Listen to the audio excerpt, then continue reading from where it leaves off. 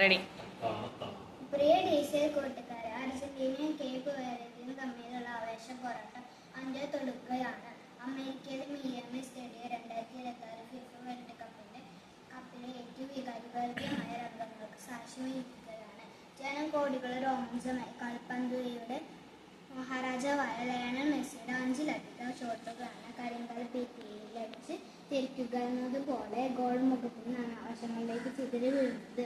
അവസാനം അർജന്റീന കഷ്ടിച്ച് കടന്നുകൂടുമ്പോൾ തന്റെ ഏറ്റവും കൂടുതൽ ബോളുകൾ തടഞ്ഞു തിരിപ്പിച്ച ആ ഗോൾ കീപ്പറിന് സ്വന്തം ജേഴ്സി കൂടി നൽകി ലയണൽ മെസ്സി ആദരിക്കുകയാണ്. കൂറ്റിയ തടിയും ചുളുങ്ങിയ മുഖമായ ഒരു മനുഷ്യൻ നിന്ന് കവിയുകയാണ്.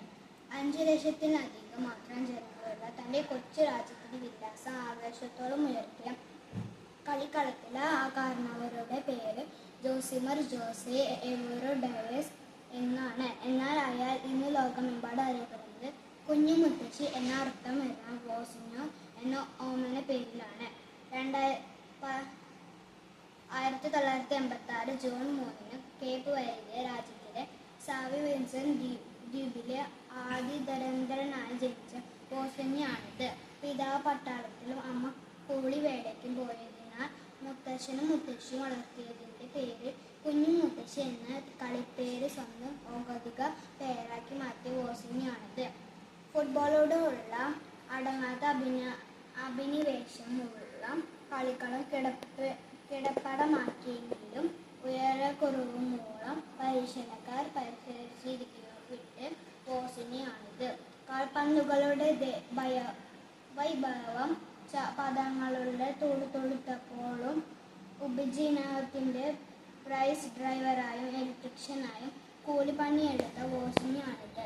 എന്നാൽ 20 വയസ്സിന് മുന്നേ തന്നെ 6.3 അടി ഉയരം നേടി ആഗോള മോൾഡോവ, സൈപ്രസ്, സ്ലോവാക്യ, പോർച്ചുഗൽ തുടങ്ങിയ നിരവധി രാജ്യങ്ങളിലെ ടീമുകളിൽ കളിച്ചു ജയിച്ച് 2026 ഫിഫ വേൾഡ് കപ്പിന്റെ രോമാഞ്ചമായ സൂപ്പർ ഗോൾ കീപ്പർ വോസിഞ്ഞാണിത്. പ്രിയ കൂട്ടുകാരെ, വോസിഞ്ഞ എന്ന കളിക്കാരന് തന്റെ കൈകൾ കൊണ്ട് തട്ടിയെറിഞ്ഞത് മെസ്സിയുൾപ്പെടെയുള്ള ലോക താരങ്ങളുടെ ചാട്ടുള്ളി പന്തുകളായിരുന്നു. അല്ലേ? കളിക്കളത്തിൽ അയാൾ സൗഹൃദം, ശാശ്വതം, ഗോൾ മുഖത്ത് പിടിമുട്ടാതെ നാനാവശങ്ങളിൽ നിന്ന് പലരും വീശിയടിച്ച് പന്തുകളിൽ കൃത്യമായി തട്ടി മാറ്റിയിട്ടുണ്ട്.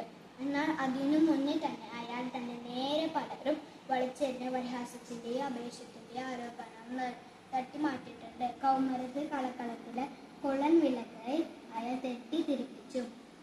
പൊക്കക്കുറവിന്റെ ഒപ്പം മുത്തശ്ശനെയും മുത്തശ്ശിയെയും ദൈവത്തെ പോലെ അനുസരിച്ചപ്പോൾ കൂട്ടുകാർ വിളിച്ച കുഞ്ഞു മുത്തശ്ശി എന്ന പരിഹാസ പേരുണ്ടായാൽ തന്റെ ജീവിത മാധുര്യത്തിന് പായസമുണ്ടാക്കി.